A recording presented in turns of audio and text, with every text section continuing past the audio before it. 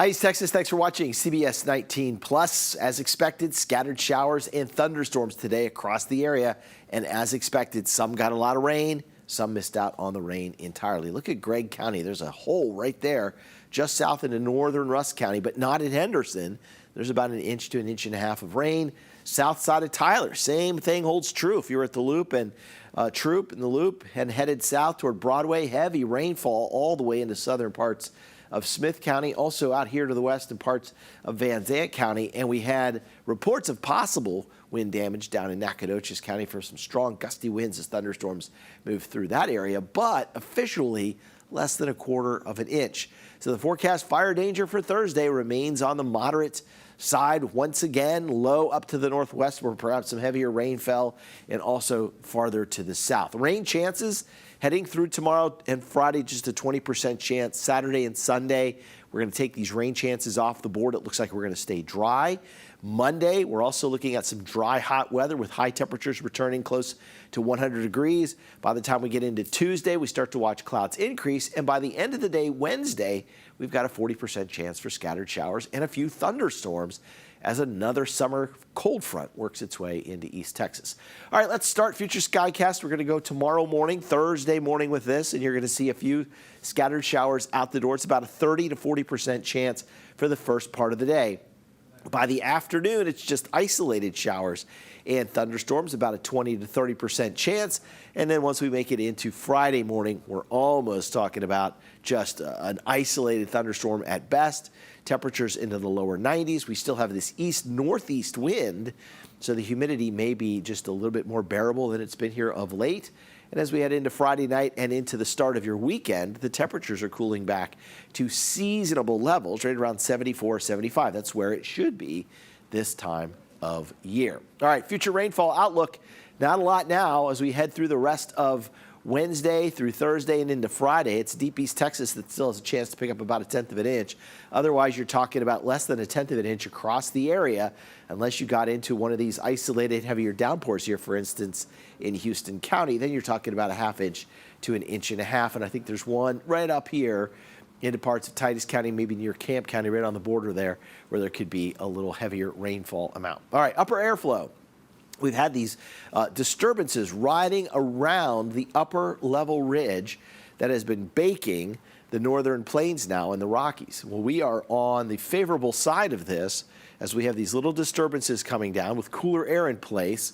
We have rain and thunderstorms that have developed. Watch what happens as we slide into Friday. The ridge starts to slide back to the south, starts to expand a little bit. And so now the showers and thunderstorms should be found more numerous closer to the Gulf Coast and not so much into East Texas, certainly not into north central Texas and then up into the Central Plains. So it turns hot again with high temperatures by the end of the weekend, getting close to 100 degrees. Plenty of sunshine also on tap for us with calm conditions. I don't think there'll be much wind. It is just going to be kind of a stifling, humid start to next week. In fact, when we look at the high temperature trend here, Thursday through Monday, tomorrow 92, Friday 93, Saturday gaining up to 95, Sunday up to 98, Monday up to 100 degrees. So we're talking about some heat coming in here for the end of the weekend and early next week. Average highs now this time of the year right around 96. So we're going to do a little bit better than that by the time we get to Sunday. All right, let's talk about the travel forecast. Some kids have headed back to school.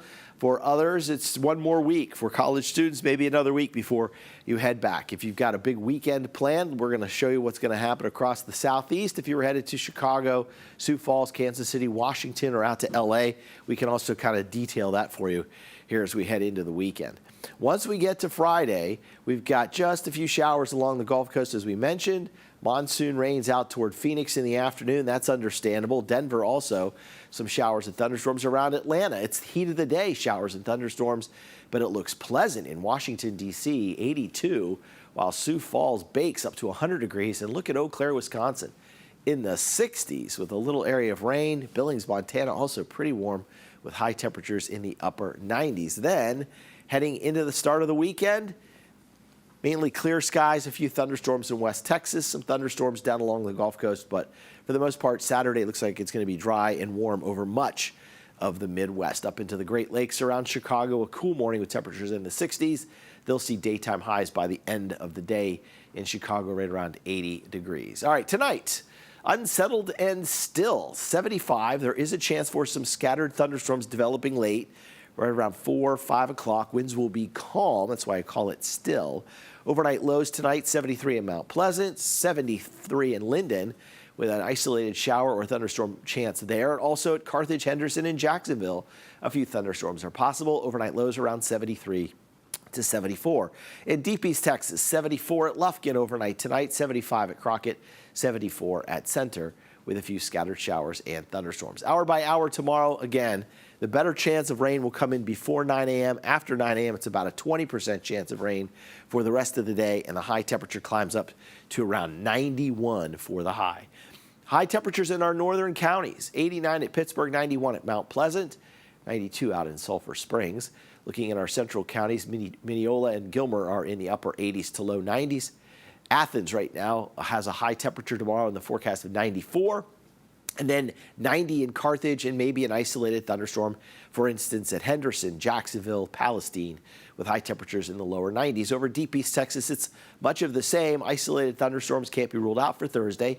High temperatures in the upper 80s to low 90s in Lufkin, Crockett around 92, and Jacksonville around 91 degrees. All right, here's the 7-day forecast brought to you by Baylor Scott & White Texas Spine Joint Hospital.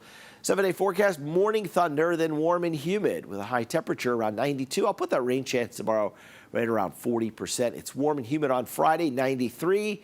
Sunny and hot Saturday, 95. Hot and sunny Sunday, 98, with morning lows right around 73. The heat is on high Monday with a high temperature around 100. The heat rolls on Tuesday with a high around 100. And some evening thunderstorms are in the forecast next Wednesday as a cold front approaches. Tomorrow night into Friday morning, a couple of things going on here. We've got not only the Perseid meteor showers peaking between the 11th and the 13th, so that'll be through the weekend. We also have the last supermoon of the year, so it should appear about 14% larger, 30% brighter than a regular full moon that we see. But at any rate, if we can keep the sky clear, we'll have a nice celestial event Thursday night into Friday morning, and then you'll have a chance to see some of those Perseid meteor showers Friday into Saturday. In fact, you got to get up pretty early, though. I think both times you're looking at mornings around 4 to 5 a.m. for the best viewing of the meteors. But sometimes the Perseids can be pretty active.